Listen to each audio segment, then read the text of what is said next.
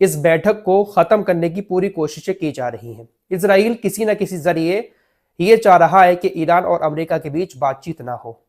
बातचीत होती है और पॉजिटिव रिजल्ट आता है, लड़ाई खत्म हो जाती है, तो इजराइल को इसमें नुकसान होगा। इजराइल चाहता है कि अमेरिका ईरान के साथ लड़ता रहे ताकि ईरान परमाणु हथियार ना बना पाए। फिलहाल चैनल 12 जो है इजराइल का, उसकी तरफ से इस बात को कंफर्म किया गया है। इजराइल की तरफ से अमेरिका और ईरान की बातचीत को खत्म करने की बहुत सारी कोशिशें की जा रही हैं। इन्हीं कोशिशों में मनगढ़ंत बातें भी सामने आ रही हैं।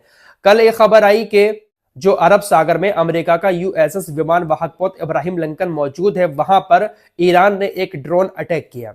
हालांकि इस ड्रोन अटैक के बारे में अभी तक ना तो ईरान की तरफ से कुछ कहा गया और ना ही अमेरिका की तरफ से, लेकिन आग में घी डालने का काम इजराइल कर रहा है कि देखिए, एक तरफ बातचीत की जा रही है, दूसरी तरफ ईरान अमेरिका के विमान वाहक पोत पर ड्रोन अटैक कर रहा है। दरअसल आपको मालूम ही है कि अमेरिका का विमान वाहक पोत मिडिल ईस्ट में पहुंच चुका है। हालांकि लोकेशन कहां होती है पता नहीं चल पाता, लेकिन अरब सागर में इब्राहिम लिंकन के मौजूदगी की खबरें आ रही हैं। ऐसी खबर आई कि ईरान का जो शाहिद 139 ड्रोन है वो इब्राहिम लिंकन तक पहुंच गया। जैसे ही वहां पर ड्रोन को उड़ता हुआ देखा तो अमेरिका की नेवी ने F-35C फाइटर जेट से ईरान के उस शाहिद ड्रोन को मार गिराया। दोस्तों, ईरान का ये जो ड्रोन अमेरिका के विमान वाहक पोत तक पहुंचा था, इससे एक बात का भी खुलासा हो रहा है कि शायद चाइना जो निगरानी कर रहा है सैटेलाइट के जरिए मिडिल ईस्ट की, उसी निगरानी के जरिए शायद चाइना ही लाइव लोकेशन हर चीज की ईरान को साझा कर रहा है। इसीलिए ईरान का ड्रोन अमेरिका के विमान वाहक पोत की लाइव लोकेशन लेकर वहां तक पहुंच गया।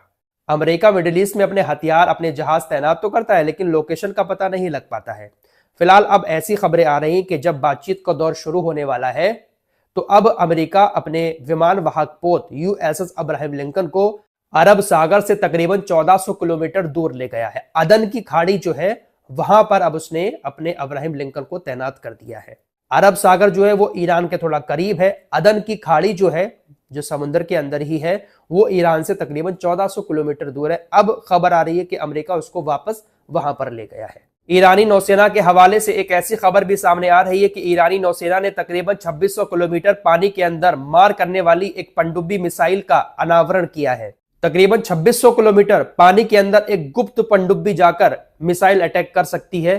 बाकायदा तस्वीरें सामने आई हैं, लेकिन अभी तक पूरी तरह से ये खबर कंफर्म नहीं है। हालांकि ईरानी नौसेना के हवाले से ये खबर चलाई जा रही है।